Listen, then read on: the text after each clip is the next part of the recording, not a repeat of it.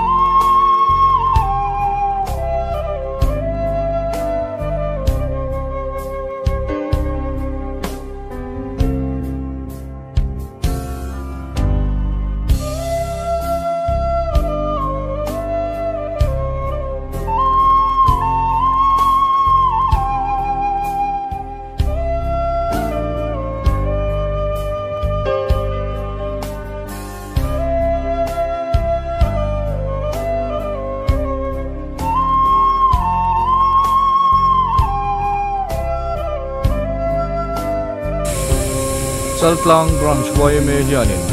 hi kan hui thlan chhor do an ti mai